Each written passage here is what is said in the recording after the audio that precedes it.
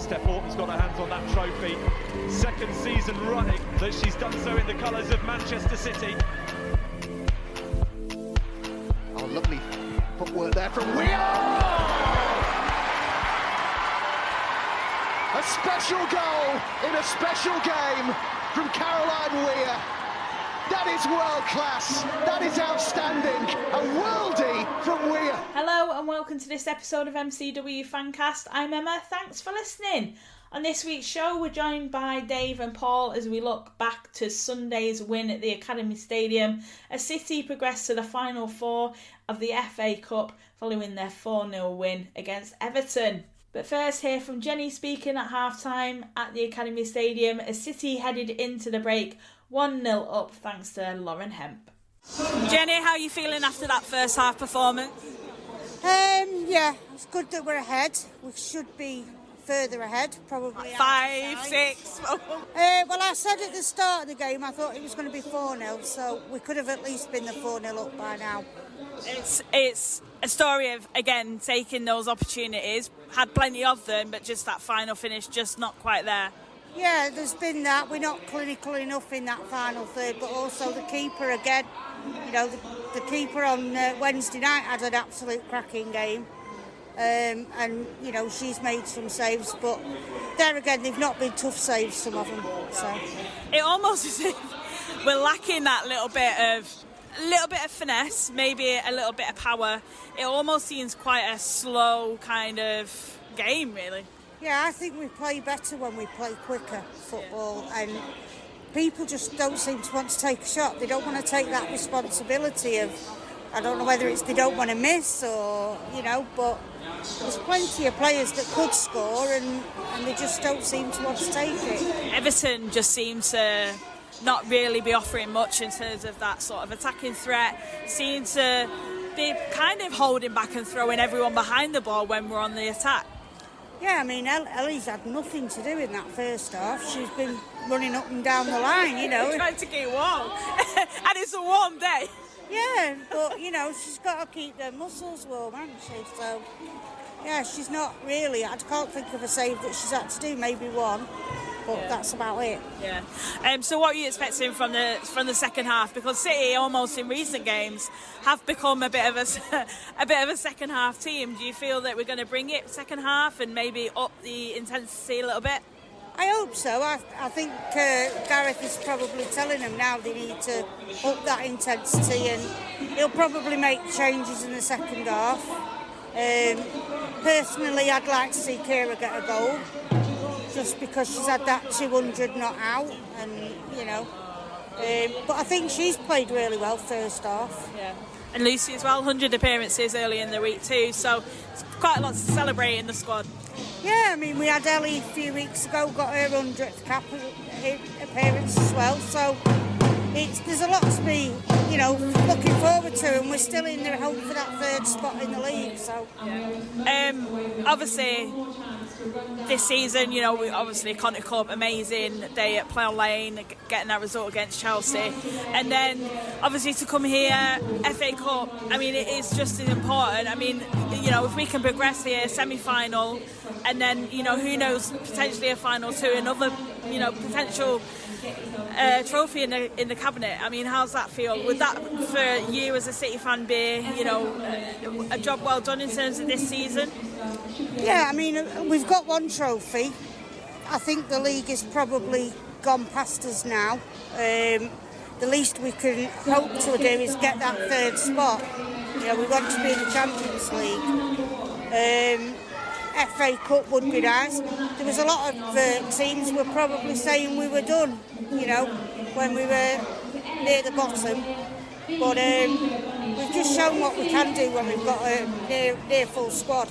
So yeah, hopefully it's just onwards and upwards. Composure, consistency, cohesiveness that's like now coming and breeding throughout this team.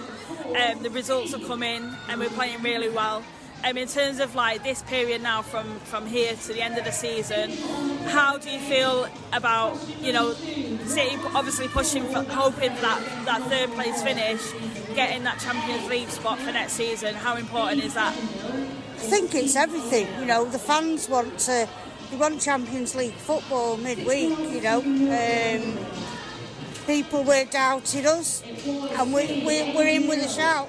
We've got to try and finish as high as we possibly can. We're not a team that finishes third. We're not used to finishing third. But if that's the best we can get come the end of the season, then I'll take it, because we weren't looking like a team that were even going to do that. And obviously, it kind of helps in terms of confidence in ensuring that we get off to a good start next season, because obviously we go again and we'll look to obviously want to compete in all the competitions available to us and have that successful season that, you know, let's be honest, you know, you look at the team, you look at the players within the squad that are more than capable of as well, and we've shown that already with the Connie Cup. You know, it was a big result against Chelsea, and you know, that in terms of like a building block, it's huge. Yeah, I mean, you can see how much the confidence is up since they started stringing results together, and, you know, obviously the Conti Cup against Chelsea, I mean, they're our rivals, and it's always nice to beat them. And you can see the confidence with some of the players coming through, especially some of the younger players as well. So let's just talk about the second half then. Who are you expecting to see? You know, you talked about, you know, Gareth possibly making a few subs. Who would you like to see come on and make a bit of an impact from the bench? I don't know. Tough one. Julie Blackstad, if she's been fantastic. Yeah, recent games she's been absolutely fantastic. And a lot of people calling for Janine Becker to see a bit more of her. What do you think? Yeah, I mean, I'm surprised that she's not been playing recently, and she's a gold medal winner, isn't she, with Canada? So yeah, I'd like to see her get on, because I think it's been a long time coming to get her on the pitch. Yeah. And Bunny Shaw, you know, she likes to come on, pop up. I mean, she was on for literally seconds and pops up with a goal, combining with Julie Blackstad as well. I mean, that was really good to see. So, you know, we've got, you know, players that can make an impact from a bench, and that's something that we've not had in you know, recent ones, you know, that depth available to Gareth, which is really pleasing as well. Yeah, I mean, we know what Bunny's capable of. She's a great player. I think sometimes she seems a bit isolated when she's up front, so I don't know whether that's an issue with the way that the team play around her. But yeah, I mean, whoever he brings on, they need to up the intensity a little bit. But also so of Everton, if they want to find a way back into this game. Yeah, I mean, Everton are not a bad squad when you look at the squad on paper, but they've got to be more. I suppose they've got to try more, get forward more. They just seem to be happy to sit back and defend and trying it as on the break, which hasn't been working for them. So I wouldn't be surprised if I didn't see Claire Emsley come on for them in the second half. We all know what Claire can do. Yeah, I mean, she did it for us week in, week out, so we know exactly what she's capable of. But yeah, they just need to up the intensity. So more goals from City then? Well, I'm still going for my 4-0 score prediction, so yeah. All right, enjoy the game.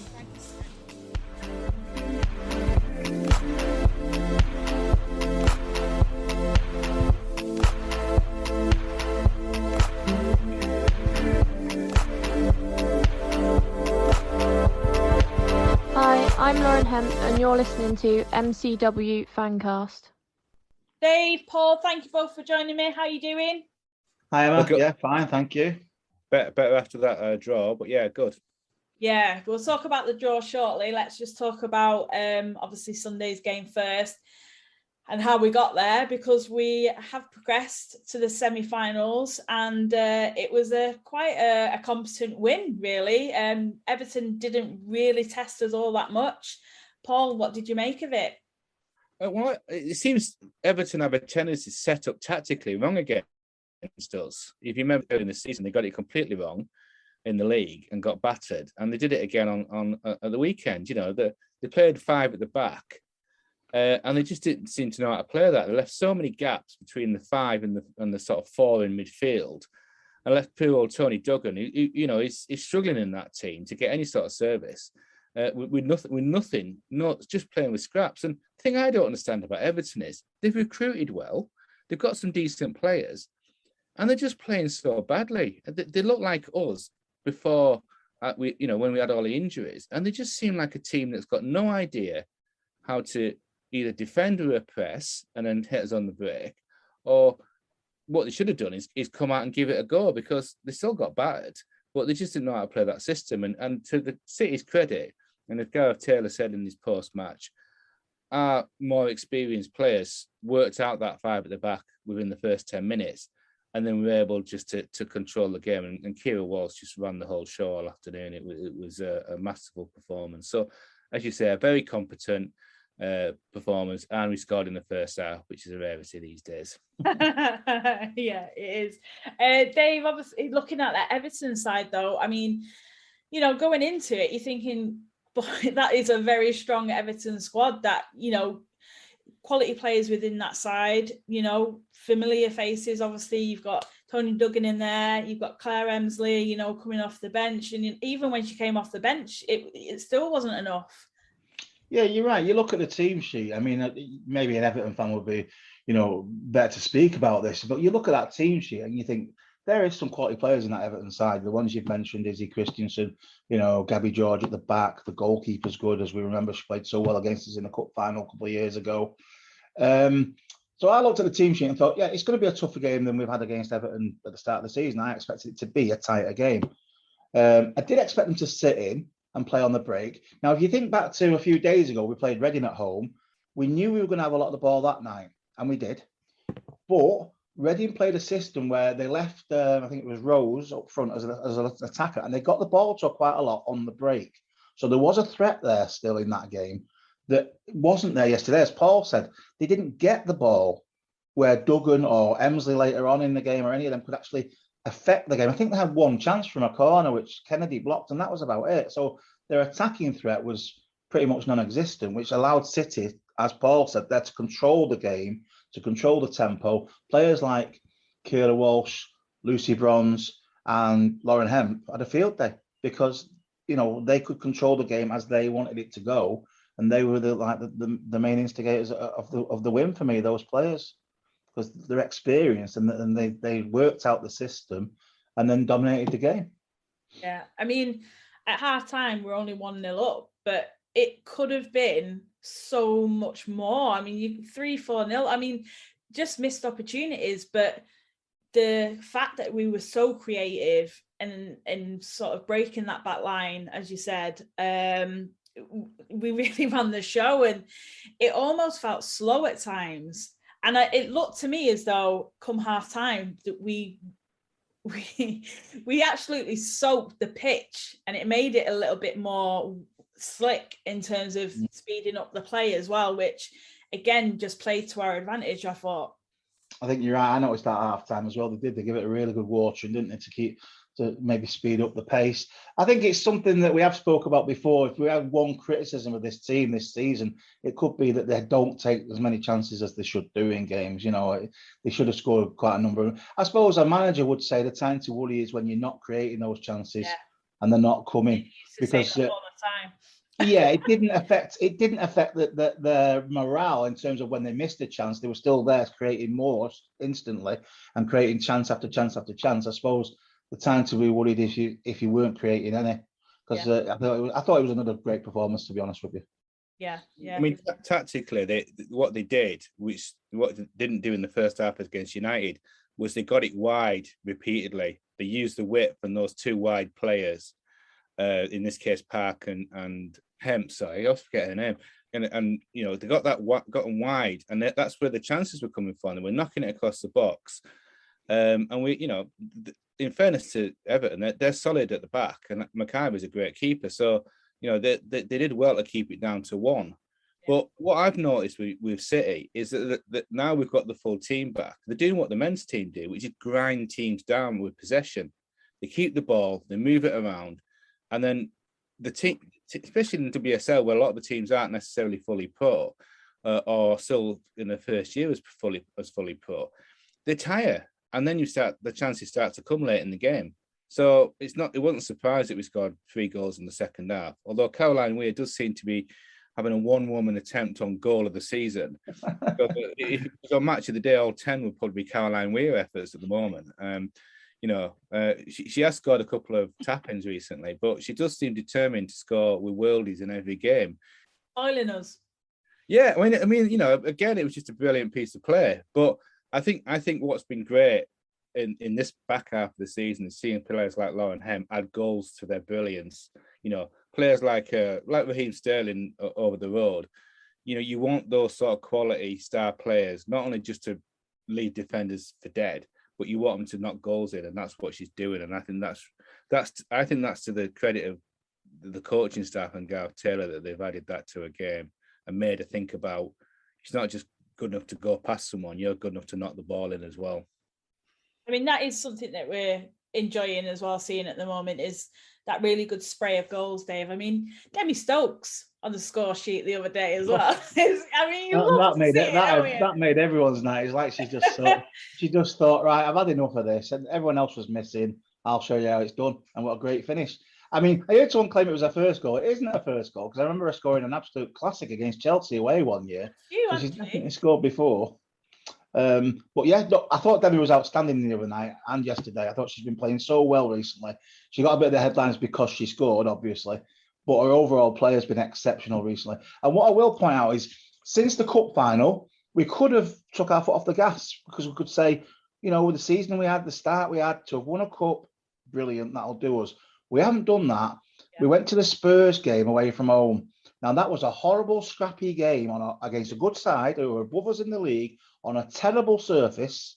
Yeah. And the resilience the team showed that day to just dig in and get the 3 points, that's the sort of thing that could see us over the line and get us into that top 3. Those sort of performances. It's great when you're flying and you're scoring goals left, right, and centre. That's fantastic. We all want to see that.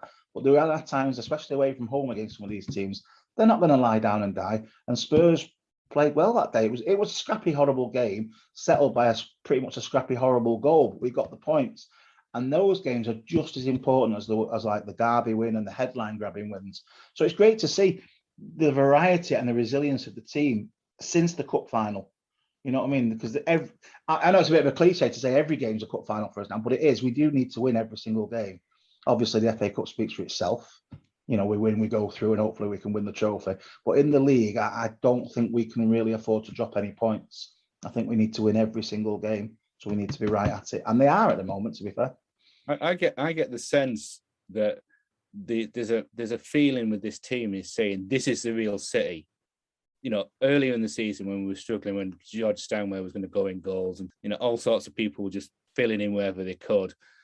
I think the team now is saying this is the real City. This is us. This is us as a unit, and we're as good as anyone in this league.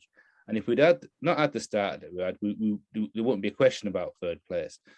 So I think there's a real pride in their performances now. They're saying, look, we're all together now. We've got everybody back. There's no excuses, but we're good at what we do. We're a really good team. We're really unified. And you're right, Dave, they could have just took the foot off the gas, but I think they're thinking, we want to play in the Champions League next season. Some of those players have come to our club, Rasso and others, Lasoda, they've come to play Champions League football. They signed up on the assumption that we would be top 3. So they have got an incentive now to get that third place. And you're right, Dave, we do have to win all the games. But I think United will slip up in a couple of games. I think they're starting to wobble a bit like they did last season. So I think we can't rely on that. But I think if we win all our games, we'll be top 3. And if we have top 3, an FA Cup final and a possible win, and the Conti Cup, if you said that to us in November, we'd have thought you were delusional. We'd have said, no chance we'd get any of that. But that would be a successful season if we got to the final, we won a cup, and we went top 3. That would be as good as a sort of spread of results that we could have possibly expected, given the chaos at the start of the season and the lack of a squad and the under 16s and the 17s, sitting on the bench. So that I think we've got to look at it in that context. I mean, these performances as well are also character building, and you spoke about the cohesiveness of the squad. I mean, these essentially aren't just going to carry us to the end of the season, but into the next season as well, where we've really got to hit the ground running. Yeah, you can't change what's happened, and it was horrible. We've talked about it many times. The first half of the season was a nightmare. The injury, you'll never see an injury list like that again. It was unbelievable. As Paul said, George Stanley at right back, Jill Scott centre half. Against top sides, we got absolutely tore apart at Arsenal because we just didn't have the team. It wasn't right, and it does affect players, and they've turned it around brilliantly. We've got our players back. We've got the confidence back. It would have affected any team. We've said it many times. I also think Gareth's management's been excellent throughout the whole thing. The pelters that he was getting, early season and everything were just not fair. And I always say to people, it's not an excuse, but it is a factor. And let's judge him when he's got the full team back. Because last season, we pushed Chelsea all the way for the title. We won an FA Cup. He won an FA Cup in his first time in charge. So his record's good. He's now added another trophy to the cabinet, whatever happens, and he's turned the form right round. And some of the games where there was a time when Nick was in charge, and a lot of people were very critical that he didn't change games in the game and make substitutions when they were needed. I know that was one criticism that was levelled at Nick by a number of supporters. Gareth's done that recently a lot. I think he's changed the games when he's needed to. Because he's got the talent on the bench, and he's got players on the bench who can come on now and affect a game. He's done it. And you see, if you think about United away, when he put Hayley Rasso on at half time, and then in the second half, she tore them apart. It was set up for her. But yeah, and then you've got options like you've got Jess Park, who started the other day and had a good game, and it's just brilliant to see that the squad all together and so many options at last for Gareth to choose from. And I think it's just bearing fruit week after week at the moment, and long may it continue. I do think as well, especially in that Everton game, that we were almost playing with confidence and flair, and we were turning it on a little bit, cheeky tricks and flicks and nutmegs, and it was a bit of a joy to watch. It's been a while, but I just want to talk about Lauren Hemp's second goal. We scored from a corner, which we've said all season, how many corners are we going to get before we really start converting them? And it was such a lovely finish flick. I mean, I'd go as far as say it was a little bit of a scorpion kick almost, the way she saw around. That was, it was really good. And we've been really spoiled in recent weeks with the quality that we've seen from the team, and I almost do feel that is driving the confidence of the players and the team and the squad and the character that we've spoke about. But it is a joy to watch as well. Well, this is what happens when you get all your players back on the training field. They start to look at how they can play those short balls and those little flicks, and they know whether, like with the men's team, they know where the player's going to be. If they hit a short ball, and then they move, they know they're going to get the ball back. It's just getting that understanding. We've signed a lot of players this season as well. A lot of new players have come in. So it's taken a while to get the cohesion of the new players and the players coming back from injury into a unit. But you only get that on the training field when everybody's there. Everybody knows what the drills are, what the tactics are. And Dave's absolutely right. One of the criticisms I would have had out of Nick Cushing, I think did a great job, by the way, at City, was he never seemed to have a plan B. Whereas Gareth Taylor's got a plan B. You can see, and if you saw that little documentary about the County Cup final, he didn't bollock them at half time. He just said, this is what I want you to do. A very subtle tactical change, and suddenly the whole game changes. Same with United, as you say, you brought Rasso on, you made that tactical change, and it changed the game. So that's what, he's come through the City way. He's a City coach. He knows how to coach. He's a quality coach. And I thought a lot of the criticism of him early in the season was unfounded. I think you could have put Alex Ferguson and Pep as a double act with that injury list, and they would have struggled. So the fact that he was able to, and has brought them through to become a team and a unit, and they clearly respect him and respect what he's doing. He's not their mate. He clearly isn't their mate. He's just their manager and he's their coach, and he does that really well. So I think we should give him credit and give the players credit as well for sticking at it and just keeping going, because it could have been so easy for our season to disintegrate, wouldn't it? To be mid-table, just clicking over, not winning a cup, not potentially getting to an FA Cup final. But what those players have got is a huge pride in themselves and in the club and an affinity with the fans that has dragged them through. And I think, as Dave rightly says, we've got a lot to look forward to next season. We've brought some really exciting young players in. Ruby Mace, for instance, who's world class in my view. She's the best young centre half in the league, and she'll be in the England squad in a couple of seasons. You know, Jess Park is showing England form. Lauren Hem, you know, all of these players that have come in. You know, Kennedy at centre half. You wouldn't have put your house on that at the start of the season, and yet she's been outstanding. You know, Alex Greenwood, without doubt, in my mind, the best centre half in the league. Millie Bright's great, but for me, Alex Greenwood's been better this season, all season, and she held that team together when it was absolutely chaotic. I mean, if you said to Alex Greenwood, you're going to be playing with Georgia Stanway next year at right back at the start of the season, she thought you were bonkers. So that's where the quality is. It's not just the quality of their ability, it's their qualities as people and as professional footballers. And that's what's dragged them through to, you know, what is shaping up to quite a decent season now. Players have gone above and beyond the call of duty as well. I mean, there's sometimes, especially earlier in the season, Dave, where we've seen the players and you've seen that morale, and you can feel it. You know, you can see it. It's low. There are frustrations. There's upset, and it was a hard time, you know, as a fan, as a City fan, because we're not used to it, and we've kind of rode this wave, this process, and this period, and you know, we do seem to be coming the other side of it and really showing now again, you know, just the commitment from the players to show that they're buying into it as well, that those sort of players have committed to the club. You know, Chloe Kelly, you know, Steph has stayed on, you know, those contract deals that we've seen done and dusted, and you know, with hopefully a couple more to come as well. You know, it just kind of puts everything into perspective and gives you that sort of positive outlook that the future does look good for this city side in terms of that sort of success that we're really striving for at the club, that, you know, we waited so long for. Let's be honest. It does. If we can have what you would consider to be a standard pre-season going into next season, you know, where you get a few warm-up games and you all train together, which they didn't have this year. You know, just the situation as it was. Exceptional circumstances heading. Yeah, with the Olympics and everything, that was a one-off, and it didn't help us. We had no pre-season. They went straight into it. Horrific injuries, one on top of the other. Some left over from last season, like Lucy had been playing with an injury, had to have an op.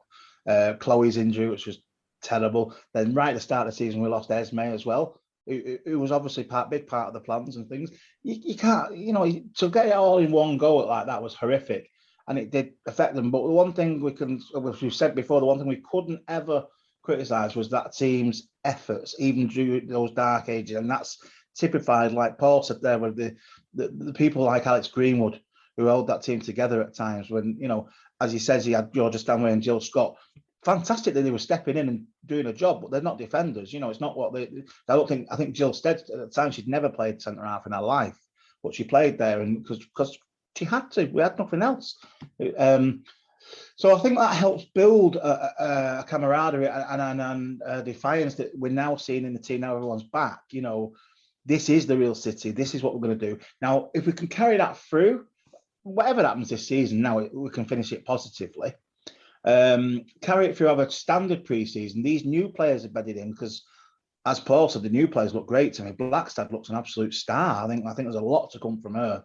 I like Angledal. I like Lasada, who's unfortunately injured at the moment. She's the one we haven't got at the moment. So all these players hopefully can have we can get that top three. They'll have Champions League to look forward to. That would be a big incentive. And then we can have what you would consider to be a relatively standard pre-season, where they go through the drills and they come back and the timing's all right. We can hit the ground running next season. There's no reason why we shouldn't be back where we were, challenging for the title and, you know, hopefully progressing in Europe. That has got to be the key. That has got to be the aim. Well, I think that's what they're building towards. I think these players that they're bringing in, Blackstad and others, are the ones, and Ruby Mace are the ones that are saying, this is for the future. This is where we want to get to the quarterfinals, semi-finals and finals of the Champions League. And you've got to build a big squad, like the men's squad. You've got to have a big squad of experienced players. But if you think about it, if you just sat here 6 months ago and said we could have let Jill Scott, an established and regular England international, go out on loan this season, we'd have thought that was insane. But we got back to the point where the squad's big enough, we can let Jill go because she won't get in the minutes, and it was right that she went. But if we hadn't sorted out the injuries and we hadn't got it, that people haven't come back, Jill will still be at the club. But we have now got to a point where we can let her go. So to me, that's where the succession is. We're saying to Jill, you've been a great servant to the club. We want to play fair by you, but you're not the future. Similarly with Steph. Steph's got a couple of good seasons left in her, but she's not going to go on forever. As great as she is, as fit as she is, she's played a lot of football on really dodgy surfaces. So she's not going to go on forever. So we're beginning the succession and we're beginning to build a squad that, as you say, Dave, isn't just about the domestic titles. It's about challenging in the Champions League, where a club like City want to be. And I think we're starting to build that squad of youngish, players that are both homegrown, which is critical, but also bringing in some players from abroad that bring a different flavour. And we're seeing those players start to establish themselves, like the Kennedy in the side, Rasso, Blackstad, who I think will be a starter next season. And the other thing that people forget is that Chloe Kelly's got to come back. And if she plays anywhere like she did before she was injured, then it's like having a new player, isn't it? It's Absolutely. She was right for the player of the season last season, Chloe. Exactly. So, and the club are right not to rush her back after that ACL, because we're going to have to see what's happened to poor old Manny at United, who's got another ACL. So we need to manage that injury properly. And as Gareth said, he had an ACL as well, so he knows what it's like. But we need to, be patient with her, because if we get her back and fit, then that is going to be a real big game changer for us. It would be, but she was there yesterday actually, and everyone was asking how she was, and she said she's very close. She's back running on the grass and training. But it would be a bonus if maybe she could get a few minutes this season. But I think the long-term issue for Chloe would be to have her raring to go at the start of next season, as in like match fit. Would be fantastic. Now, hopefully, that might mean she gets some minutes this season. There might be opportunities where she can come in again. That'd be fantastic as well. But it does need to be managed properly. You're quite right, because it was such a tragedy, that injury, because she was at the peak of her game. She was absolutely outstanding. And she said herself, it's absolutely weird. She's not played in front of us as fans yet at the club, which is unreal, isn't it? To think how long she's been here and how, we feel like we've seen her, but we've only seen her on the TV, haven't we? Because obviously it was when we weren't allowed to go that she was playing. So she'll get a fantastic reception when she does finally get onto the pitch in front of us. And what a player. And Esme Morgan as well. She's another one who's a massive part of the squad. She's going to be involved. As Paul said, you need your whole squad. You need a big squad to compete on every front. And people like Esme, look at the versatility of Esme, where she can play across that back line. Massive players like that. And hopefully same scenario with her, manage her injury and get her back for next season, and like two new players almost coming into the squad as well. Plus, we probably will dip into the transfer market again in the summer as well. Yeah. So positive. It is a very exciting outlook. Let's talk about the semi-final then now. Obviously, we've learnt of our opponents for the next round of the competition. That being West Ham. We've been drawn away. But in terms of opposition, obviously we could have got Chelsea, we could have got Arsenal. How pleased are you with the draw? Yeah, well, when we saw the four semi-finalists yesterday, I thought, well, we're definitely going to be away in London, aren't we? Because we're going to be away, and there's 3 London teams there. So I was the trip to London was already like pre-planned in my mind.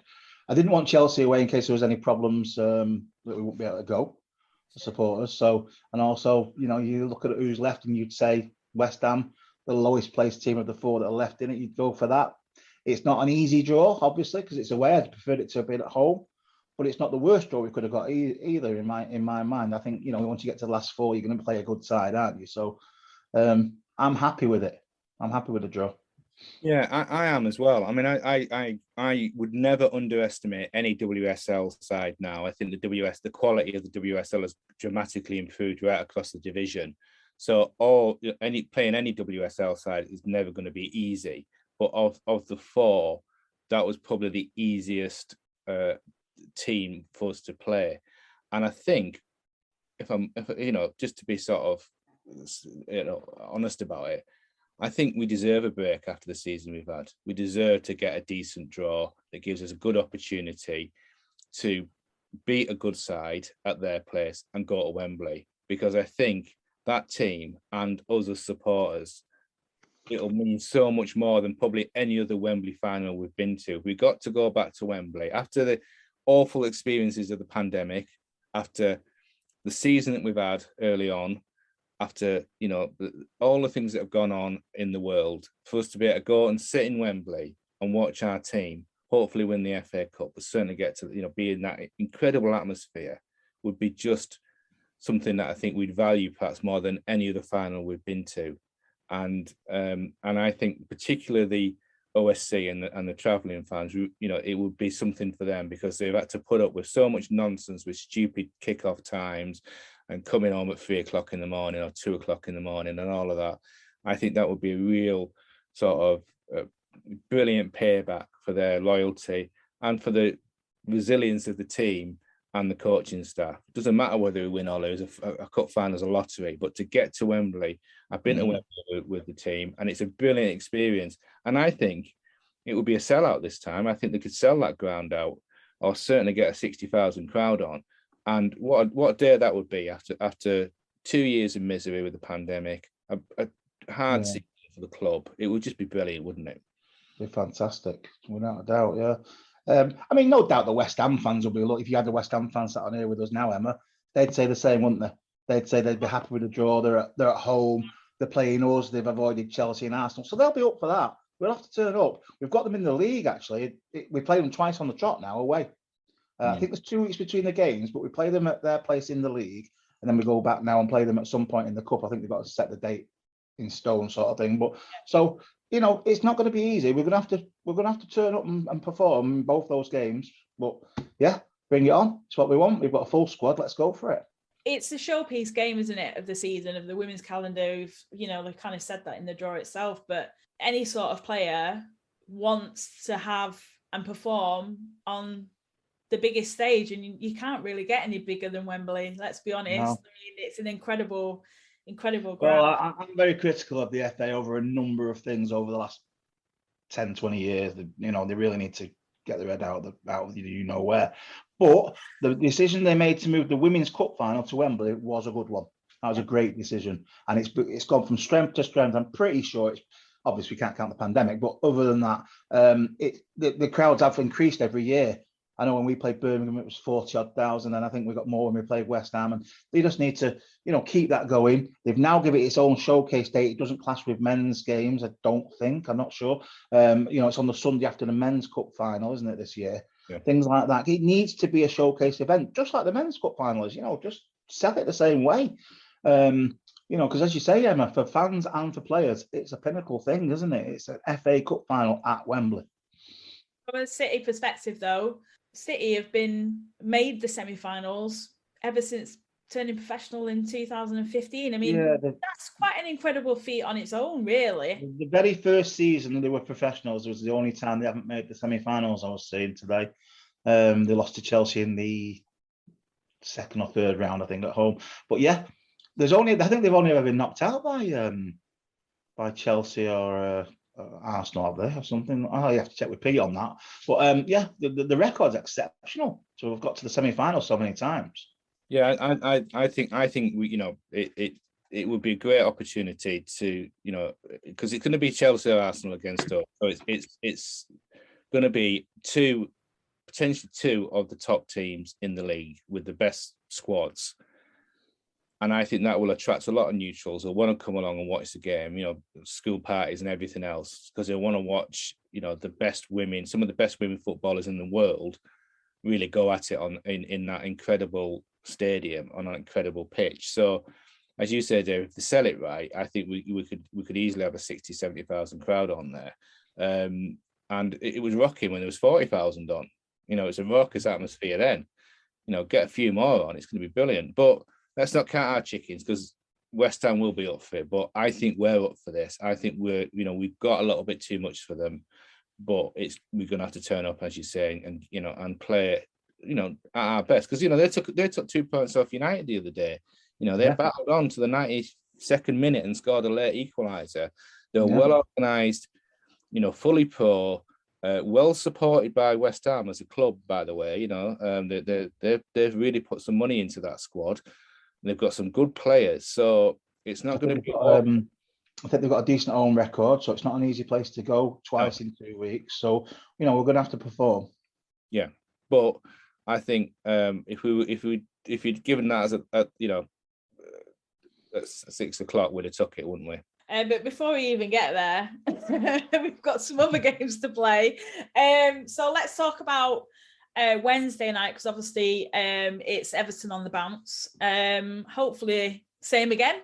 Yeah, I'm not sure how Everton will face this game now. Would they try and change anything, or if they do the same, I would expect us to win again. It's as simple as that. I'm not putting them down at all, but if they play like they played yesterday, I would expect City to take the 3 points. Whether Everton make change, and then we've got Birmingham on Sunday as well, which is another game. I think we need to be looking at 6 points now here. These 2 home games, definitely. I think anything less than other than 6 points. Yeah, I think Gareth's got his full squad. He might rotate over the course of these 2 games now, but I think whichever 11 we start those 2 games with, on changes we make, we should be strong enough to get 6 points here now. And that should, we'll see where we sit in the table after that, because it's all about chasing down that 3rd place. I think Everton seem to me to be a side in search of a pattern to play, and they just can't settle on what it is. Every time they played us, they've got it tactically wrong and got hammered. And so I don't know how they're going to set up on Wednesday, but I still fancy us to win that. And you're right, Dave, we need to get 6 points at home, because we've got to win everything really, and then we don't have to rely on anyone else. If we don't win everything, we're relying every game. We're then relying on other teams to slip up. So I think we should walk away with 6 points. I think Birmingham, again, I'm never ever in this league now going to say there's an easy game, because the standard has increased, and we've seen it, haven't we, as fans over the last few years. The bottom half of the table a few years ago was not very high quality, partly because they weren't fully professional. Now all the teams are pretty much fully pro. They've all got investment. They've all got signed good players, and so there's no easy games now. But I think Birmingham is a very winnable game, and I think we should have too much for Everton as well, because we beat them 4-0. Bunny Shaw wasn't on, she's been great this season. She's been a real find this season. So we're able to rotate round for the first time really for a long time, and I think that's really enhanced our performances. So I'd fancy us to win both, but I think Everton are going to come smarting after that beating, and will definitely step up. On Everton, especially in the league, our record is unbelievable. We've won 9, no draws, 9 losses for Everton, 4 goals against our 25. If you're looking on form, I know any team can kind of break a run, and we've been at the end of those sort of runs, and they're a little bit heartbreaking when they happen. But historically, the odds are in our favour. Very much so, yeah. We're their ultimate bogey side. But I don't like playing the same team twice on the trot anyway, because, I just don't like it. So we need to be just wary of it, and I'm sure they will be. And like Paul said, you can't underestimate any team. Comes to Birmingham, they're fighting for their lives down there. They beat Arsenal. They beat Arsenal this season in the WSL, Birmingham, so they can do it. So you can't just think, oh, it's only Everton again, it's only Birmingham, because that's when you come a cropper. You've got to play every game, especially now. We've got such a great incentive. If we can win every single game, we'd end up with another trophy in the top 3, probably. So what more incentive after the season we've had? That's a fantastic incentive for the players. I'm sure it is. It certainly is for the supporters.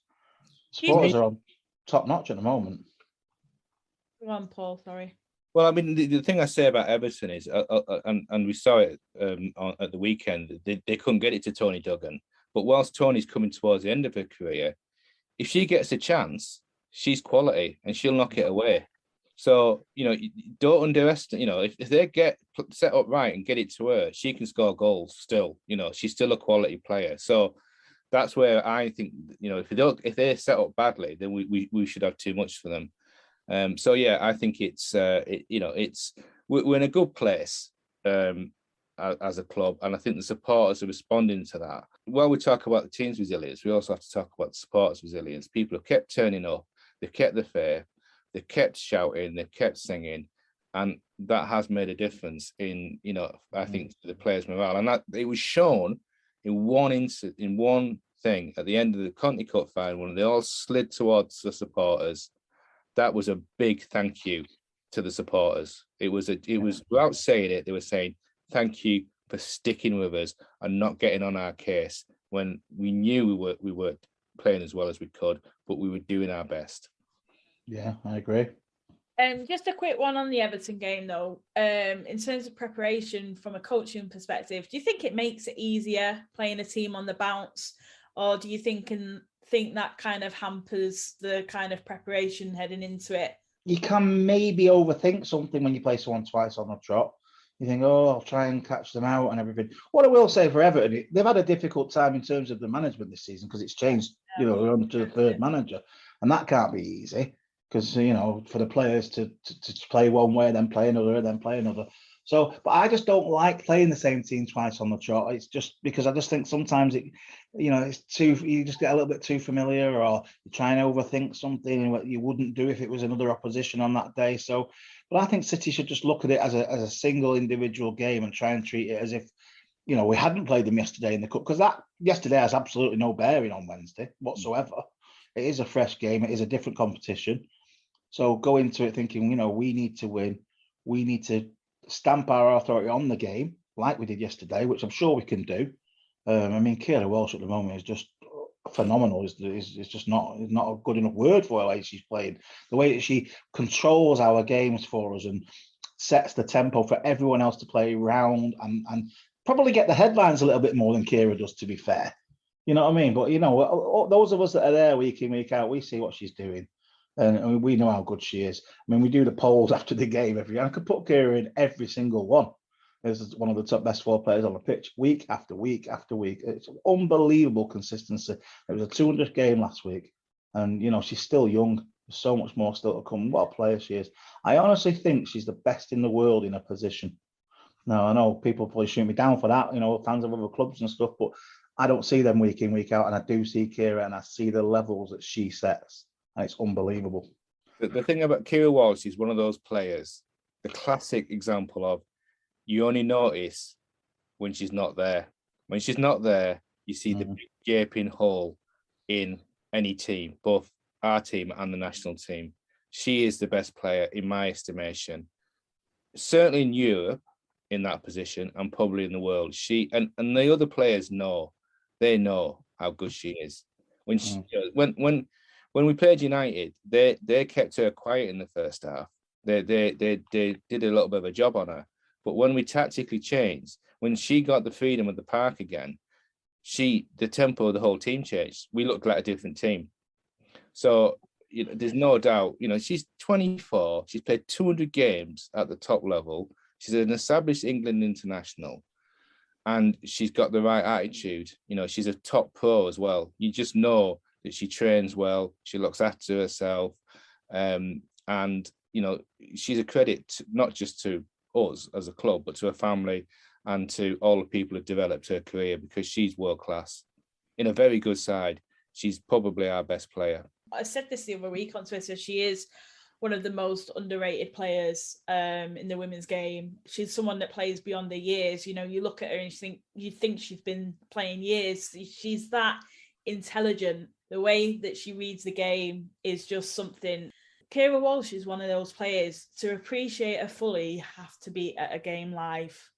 You can just watch her and just see the intelligence and how smart she is and how clever she is and those runs that she makes. And honestly, unbelievable. One of the best players I've ever witnessed live. And do you know what? I mean, we are spoiled with the talent that we've got at City. We truly are. And, you know, for me, Kira Walsh is just, there isn't anyone else. You know, for me, she would be the first name on my team sheet, without a doubt. Yeah, definitely. I agree with you. Wouldn't even hesitate. First name, easy. She allows the other players to play, you see. She sets the tempo, I think, as well from that middle. She's the one that controls the game. And you know, like I said before, she doesn't get the headlines because Caroline puts in the worldies and Lauren plays fantastic and Ellen White. I mean, there are so many players that just sort of go under the limelight just quietly. They're going about their everyday, consistent players within the side that just, you know, turn up week in, week out and do what they do. And you know, it's not all about the goalkeepers and the defence that, you know, gets the recognition sometimes, because it's the players that obviously get the goals. But honestly, sometimes I just wish they did get more recognition, because they certainly. It's like Paul said, the players know. Players know and how good she is and how important she is. And as you just said, Emma, once you're in the ground and you can see the whole pattern of play of the game from a stand, you can see what she does. You know, the plans that are there week in, week out, we all know what she does and what she is and how good she is. I think one of the problems is that the media around women's football, particularly the print media, are obsessed by Chelsea and Arsenal. You would think they were the only two teams in the WSL sometimes. It's quite boring to read some of the correspondence. Whilst I welcome greater coverage, I would welcome a more considered coverage of the women's game. Mm-hmm. And Kira suffers because she's at City. If she was at Chelsea or Arsenal, they'd be drooling over how good she is, the national media. But if you went around the whole league and asked players at every club how good she is, they'd all say she's a bloody nightmare to play against. You know, and not only is she a nightmare, she's absolutely quality. And the players know, not just in our club, but across the league. And you see it in the national side, you know, you want to build the national team around her, in my estimation, because she's great, you know. And not only is she great technically, but she puts the yardage in, she puts the tackles in. She's not just moving the ball about. She absolutely dominates the midfield when she's on song. And this season, she's been on song, you know, and she's a joy to watch, isn't she? She's just a joy to watch her glide around the park. And as you say, Dave, she makes other players hum in the way that when I look at, you know, you can look across the road and you see, you know, the way Rodri can run a game, or the way, you know, those sort of players run a game in midfield, or Bernardo. She's up there, you know, male or female. She is a world-class player, regardless of gender. She's just brilliant, and you know, she should get more credit for her ability, in my view. But you know, we know, and that's all that matters, isn't it?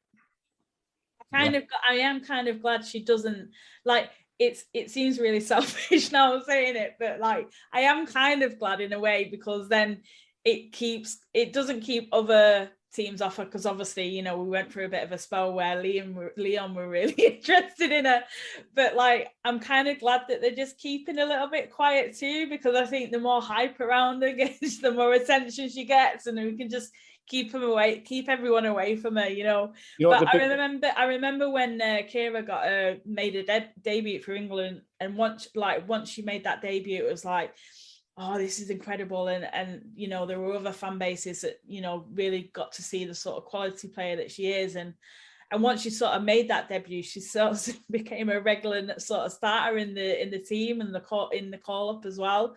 And I was just so pleased for her, you know, someone like her who's so deserving of it for like you said, all the effort and everything she goes through in terms of her, you know, ability and the way she applies herself to like you said, like herself, looking after herself, her nutrition and fitness and all that kind of stuff. Like, there isn't anyone probably as dedicated and as sure of who they are as someone like Kira Walsh. The great thing is she's a lifelong Blue. So if she decides to go, it'll be for career and footballing reasons.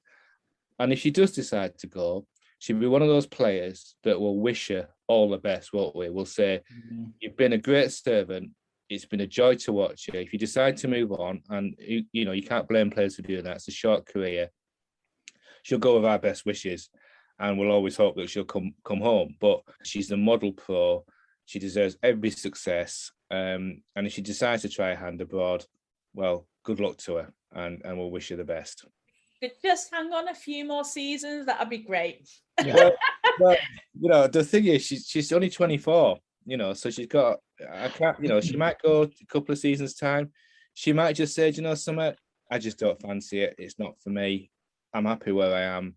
It's not a lack of ambition. I'm just playing at a top club, and it suits me. Some players. That's why it's important, Paul, that we challenge and we're in the Champions League and we're giving those players the options to play the top sides here. That's why it's crucial. Right, guys, let's just round it up before we finish with a bit of a cheeky prediction heading into obviously Wednesday night and that next game against Everton in the WSL at the Academy Stadium. What are you thinking? Yeah, like I said before, I fancy us to win. I can't see what Everton are going to surprise us with, but we need to. We might make some changes, Gareth. He may rotate. I wouldn't be surprised if he did. I wouldn't be surprised if he didn't. I think he may go with the same sort of lineup and then rotate for Sunday. So I fancy us to win. It's as simple as that. I would do anyway, even if we hadn't played them yesterday. City at home to Everton in the WSL, I would fancy a City win. I'm going to go 3-0 in both games, both home games. I think we might do a little bit better against Birmingham, but I think 3-0 is realistic in both games because I think we'll create a lot of chances on Wednesday night, and I think we're starting to get to that point where we're starting to take more of those chances. And it was interesting that Caroline Weir, did a tap in the other day, which is the first time we've seen one of them for a while. But she's been told, get in the box. It's all right banging them in for 30 yards. But we want you to be, because you're a really, really good player, we want you to be in the box because you've got the technical ability to knock it in. And just as an aside, Ellen White's goal, the fourth goal, what technique she had to put that away? Because that came at hip height and she knocked it away. Whilst the other goals were great, Ellen was in exactly the right place and her technique was flawless in putting that away. So we're getting better at putting those goals away and creating those chances which aren't from 30 yards out. Because when we were struggling, we were trying to score ridiculous distances. Now we can mix it up. We can bang the worldies in, but we can also do those short. It was quite funny. I can't remember if it was Nick or Gareth that did say, Caroline, you've shown us that you can score these worldies, but what we really want you to do is really challenge yourself and score something in the box. Yeah. But yeah, I think as well, just on Ellen White, the assist as well for the first goal where she sort of flicked it on with her head. Lovely little assist there too. And she was pivotal in that game too. Oh, Ellen White has been outstanding for the last month or so. She's been unplayable. She was fantastic against United at home when she didn't score. Then she scored in the away game. She was brilliant and scored in the cup final.